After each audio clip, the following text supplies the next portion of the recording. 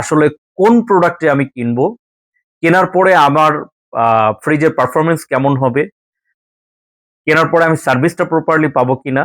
এই যে বিভিন্ন কোশ্চেন আমাদের মাথার মধ্যে ঘুরপাক খেতে খেতে থাকে।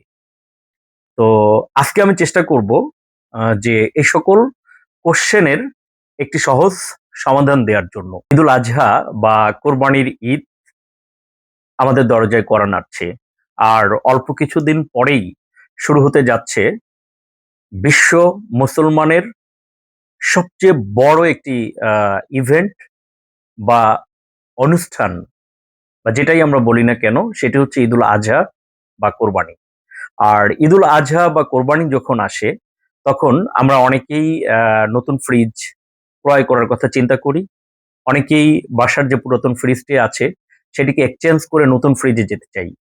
কিন্তু আসলে কোন ফ্রিজটা আমি ক্রয় করব সেটা নিয়ে একটু দ্বিধাদ্বন্দ্বের মধ্যে পড়তে হয়। কেননা মার্কেটে এত এত ব্র্যান্ড, এত এত অর্গানাইজেশন, আসলে কোন প্রোডাক্টে আমি কিনবো, কেনার পরে আমার ফ্রিজের পারফরমেন্স কেমন হবে, কেনার পরে আমি সার্ভিসটা প্রপারলি পাবো কিনা। এই যে বিভিন্ন কোশ্চেন আমাদের মাথার মধ্যে ঘুরপাক খেতে খেতে থাকে। তো আজকে আমি চেষ্টা করব যে এই সকল কোশ্চেনের একটি সহজ সমাধান দেওয়ার জন্য। ফ্রিজ কেনার আগে আসলে কোন বিষয়গুলোকে গুরুত্ব দিতে হবে সেটি নিয়ে আজকের আলোচনা।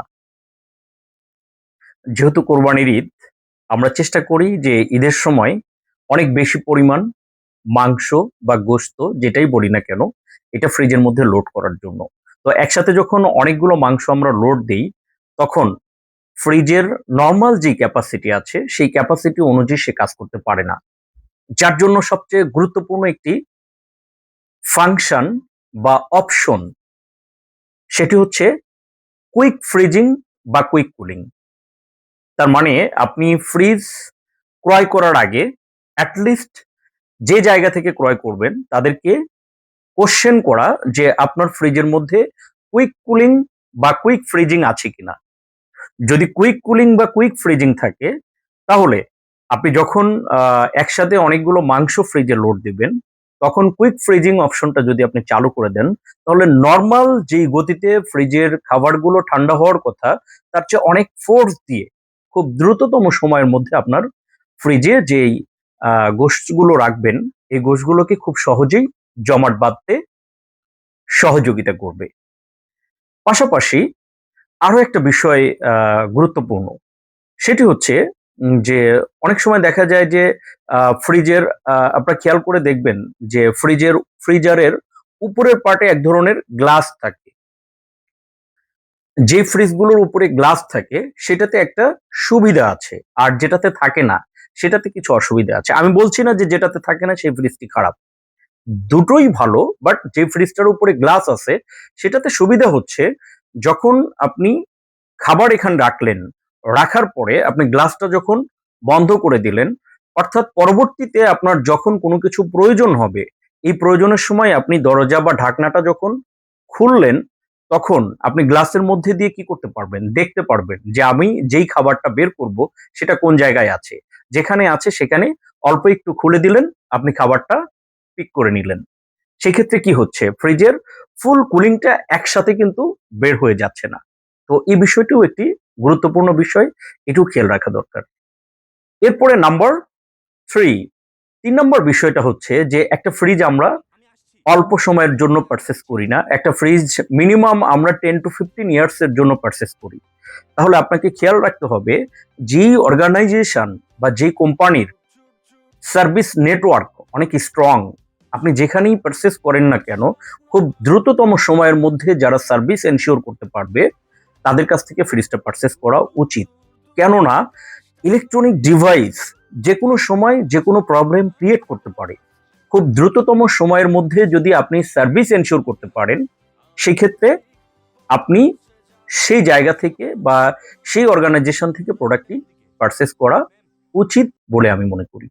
নাম্বার ফোর, নাম্বার ফোর হচ্ছে যে আমরা দেখা যায় যে কোরবানির সময় যদিও আমাদের ডিপ পার্ট বা ফ্রিজার পার্টটা অনেক বেশি লাগে, কিন্তু কোরবানি চলে যাওয়ার পরে কিছুদিন পরেই কিন্তু আমাদের ফ্রিজারে যে পরিমাণ জায়গা, এই পরিমাণ জায়গার প্রয়োজন অনেকেরই হয় না। তাহলে যেই ব্র্যান্ডের মধ্যে ফ্রিজের মধ্যে দুটো অপশন, একটা হচ্ছে ফ্রিজার অপশন আর একটা হচ্ছে নর্মাল অপশন। অর্থাৎ ফ্রিজটাকে আপনি চাইলে একটি নর্মাল ফ্রিজ হিসেবে ব্যবহার করতে পারবেন শুধুমাত্র মুড চেঞ্জের মাধ্যমে। যদি এই ধরনের ফ্রিজ আপনি বাছাই করেন তাহলে আপনার জন্য পরবর্তীতে সুবিধা হচ্ছে যখন ফ্রিজার পার্টের আপনার প্রয়োজন হচ্ছে না তখন আপনি চাইলে এটাকে নর্মাল পার্টে পরিণত করতে পারবেন। অ্যান্ড নাম্বার 5 হচ্ছে যেহেতু আমাদের দেশে ইলেকট্রিসিটি এখন খুব দ্রুত ফ্লাকচুয়েশন করে, খুব দ্রুত দেখা যায় যে ভোল্টেজ আপ হচ্ছে আবার ডাউন হচ্ছে, এমতো অবস্থায় অনেক সময় কম্প্রেসর কিন্তু ট্রিপ করতে পারে।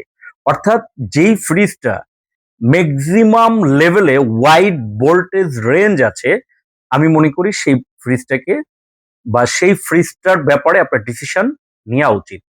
কেননা যদি ওয়াইড ভোল্টেজ রেঞ্জ না হয়, যেমন কিছু কিছু ফ্রিজ আপনি দেখবেন মার্কেটে, আমি জাস্ট একটা ফ্রিজের এক্সাম্পল দিই, যেমন কনকা ফ্রিজার। এই ফ্রিজারে 265 পর্যন্ত ওয়াইড ভোল্টেজ রেঞ্জ, অর্থাৎ এর মধ্যে যদি ইলেকট্রিসিটির কোনো ফ্লাকচুয়েশন হয় সেই ক্ষেত্রে ফ্রিজের কোনো ক্ষতি হবে না। এজন্য ওয়াইড ভোল্টেজ রেঞ্জ একটি জরুরি বিষয় বর্তমানে, এই বিষয়টাও কিন্তু খেয়াল রাখা দরকার। অ্যান্ড ফাইনালি আর একটা বিষয় মাথায় রাখতে হবে, এটা হচ্ছে last but not the list.